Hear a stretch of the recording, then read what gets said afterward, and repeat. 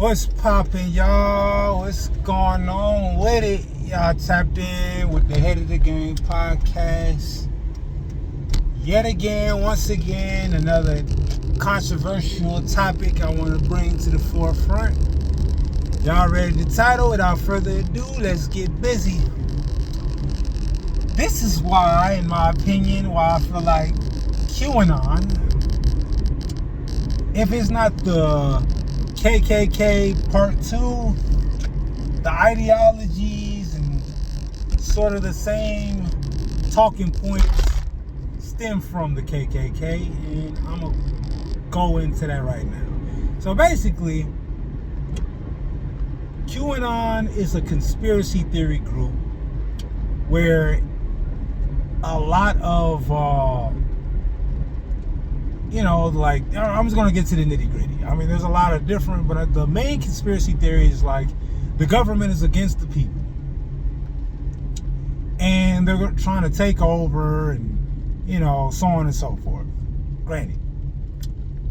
Now, why do I say it stems from the KKK? This is my one and only reason to keep it 100 with y'all, right?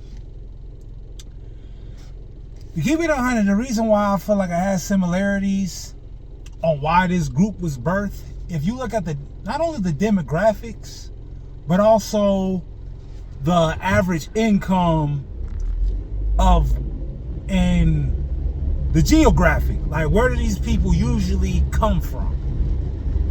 And then you can see a correlation on the resentment or the pushback or where this movement derives from, right? So if you look at the income, they say these people usually average under $75,000 a year, which ain't nothing too crazy. I feel like that's, if not average, a little bit below average. But let's say it's average for the sake of argument, right? Another correlation, obviously, if you look at, I'm gonna go ahead and say it, it's a lot of white males, and just like any group, you're gonna find all different kind of demographics. But let's not talking, exceptions and subjective terms. We're gonna just look at the generality of who's the driving force, who's the main demographic, right? Third and most important, not most important, but it definitely is the most shocking. I'm pretty sure a lot of people seen that video, not seen the video, but at least heard about the guy killing his dad and shooting a YouTube video about it and the reasoning behind why he killed his dad and everything that yet again, it will go back to the, just this, I don't want to say like white supremacists, you feel me? Because I feel like it's being lazy. But like I said, if you look at the main demographic and the driving force, now juxtapose that to where the KKK derived from, right?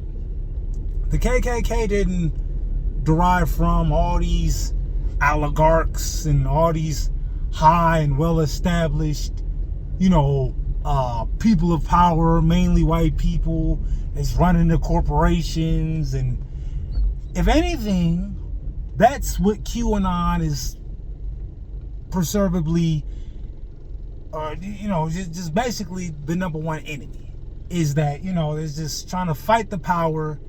Now, the reason why this is a very complex issue is just because how it correlates somewhat back to the whole KKK aspect is that you got all these different groups that the government endorses and then has people kind of look at those subgroups of what the government is endorsing as a part of the enemy. So if you look at the LGBTQ and the Black Lives Matter, that makes it enemy number one or number two or number three, because the face behind somewhat of the groups that's endorsing it, right? So back to the whole origin of, the Ku Klux Klan. It wasn't all these oligarchs and all these high-end, well-off people. Just that's a bigger threat. I feel like white people and black people, on a certain level, understand that there's a bigger enemy at hand. But the reason why it came forth is because when the slaves got released and black people started to establish themselves on the economical food chain, and you had some of the less fortunate poor whites, kind of ingratiated with that. It was a threat of how, similar to how they look at the illegal immigration and be like, yeah, they're coming in, they're taking our jobs, they're taking over the country, which a part of that stuff is true, but let's be real, there's a time and a place and sometimes people for certain positions. I'm not going to get into that. I'm going to put a pin in that. But the point that I'm basically saying that is that you have all these blurred lines, right? And you have enemies within enemies that make enemies out of the people that you're really supposed to kind of join up with because y'all have a common fight, right? Y'all got a common fight. But y'all so distracted by the so-called opposition. It's kind of like the black community within ourselves. When we have the Crips and Bloods and different gangs and stuff like that, and my area and your territory. And I can't blame too much to an extent. You got to hold yourself somewhat accountable, but you got to understand it's been indoctrinated. And it's generational. So when people are born in a certain aspect and they don't have the foresight to look out the common circumstance to see what's the big picture, all you can do is go off your primal survival instincts and just understand it's a survival game. All the politics and opinions and the infrastructure, how things are set, you're only gonna put most energy into what you're in control of. So if there's a certain, if a certain area getting gentrified and, people is buying up stuff, you're not really worried about that. You're really more so in control of, okay, I don't like this person. We got our indifferences. So you really going to be competing people that you deem on the same level. But if people came together and, went towards a common, towards the common fight, I feel like QAnon, Black Lives Matter, even the Civil Rights Movement and the people that was a part of the KKK, we wasn't supposed to go head up, right? But it was the threat of, I look at it like this. This might be a horrible analogy, but this is where I'm gonna drive the point in for y'all. It's kind of like the guy that has a girlfriend that he cheats on the girlfriend with the other girl. Now, instead of the girl that got cheated on sitting up there questioning the guy that set her in position for her to feel away, she's now gonna attach that malice and that vitriol towards the other girl because she's feeling like she's more obligated out of this situation of how she's feeling than the person that she really should be initially more responsible for. You feel me? So, which would be the guy in that case. And I know that's not like it's basically oranges to apples, but you get what I'm getting at. In this country, we have different cultures, different demographics, and we promote equality, but I feel like equality in comparison to equal opportunity, I feel like is where the buck should stop. What made this country great, you feel me, is the differences. It's not the similarities. It's the fact that you can coexist around other people that you may not relate to, and you may not have certain, perceptions and stuff like that, but you were able to come together on a common goal.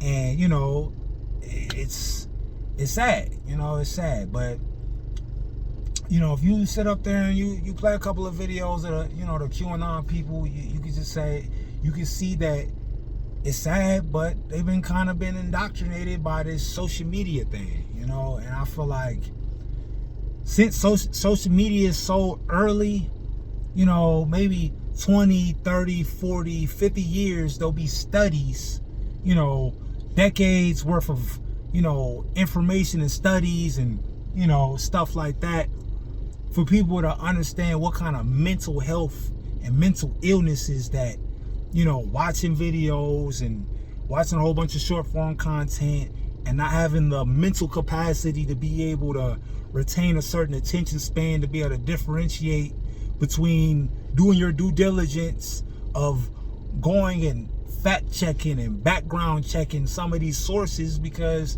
everybody got a camera, everybody got a voice, everybody can hop on and doing what I'm doing right now, and there's so much noise and not a lot of people able to think for themselves, because you're losing brain cells because everything is so up to speed. It doesn't even require you to have a full, cognitive,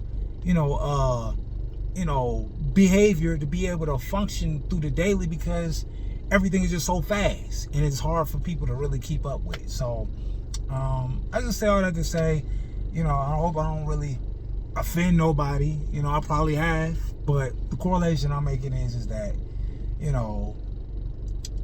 you see some of these people, man, you see how they talk, you see their ideologies, initially you get triggered because you be like, dang, like, that's what you think of people? You think it's only this, that, black, white, me versus you, and understanding the fact that, some people gotta win, some people gotta lose. We all can't win because it's not set up for that. But initially, I feel like anybody that would want any outcome and results is that everybody starts off on an even playing field and may the best man win. I think that's the best you can ask for. But that being said, thanks for watching. More videos on the way. Comment, like, subscribe. I'm up out of here.